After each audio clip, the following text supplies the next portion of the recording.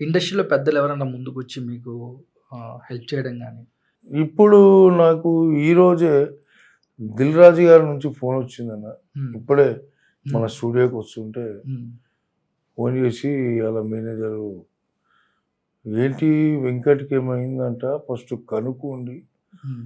అని దిల్ రాజు గారు ఓహ్, వాళ్ళ మేనేజర్ చెప్పడం జరిగింది. హ్మ్.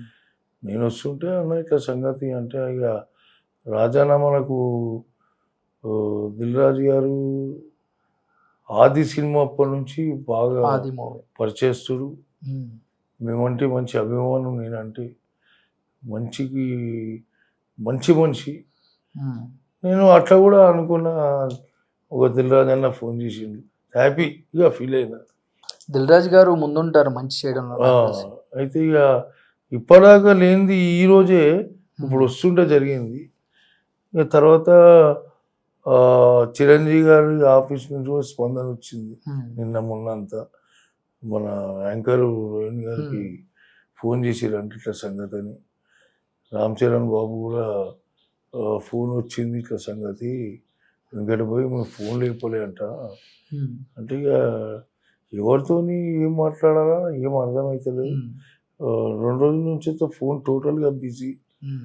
అసలు ఎవరితోని మాట్లాడుతున్నా ఏం అర్థమైతలేదు. హ్మ్. ఎవరైనా అన్న ఏమన్నా హెల్త్ ఇష్యూస్ అది ఏదో జరుగుతుంది భయ్యా అట్లా హ్మ్. సంగతి.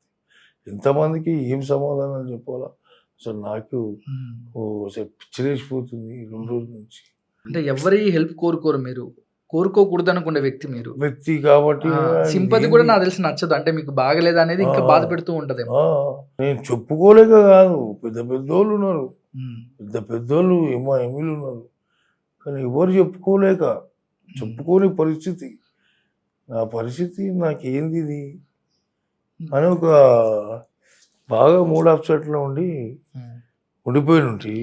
కానీ మీకు హెల్ప్ చేయడంలో ఎవరు సంకోచించరు. అంటే ముందడుగే ఉంటారు. మీకు అండగా నిలబడ్డానికి నాకు తెలిసి ఎవరైనా. అయితే ముందడుగే ఉంటారన్న. హ్మ్. ఎందుకంటే మన ప్రవర్తన అట్లాంటిది. ఈరోజు వరకు ఇండస్ట్రీలో ఎవరితోని కూడా నేను ఒక తప్పుగా హ్మ్. మాట్లాడుకోవడం గానీ, తప్పుగా బిహేవ్ చేయడం గానీ, ఎవరితోని కూడా పెద్ద పెద్దోళ్ళు, చిన్న చిన్నోళ్ళు హ్మ్. అందరితోని కూడా పెద్దోళ్ళంటారు, హీరోలు అంటారు, మా ఎంబడి కూర్చున్నాడు, వాళ్ళ ఎంబడి కూర్చుంటాడు. హ్మ్. మీరు పెద్దోళ్ళు అన్న, నేను చిన్నోడిని. మీ ఎంబడి కూర్చో కెపాసిటీ నాకుంది. కానీ వాళ్ళు నా ఎంబడి కూర్చోలేరు కదా! హ్మ్. నేనే పోయి కూర్చుంటాను హ్మ్. అని ఇట్లా ఎన్నో సందర్భాలు జరిగినాయి. హ్మ్.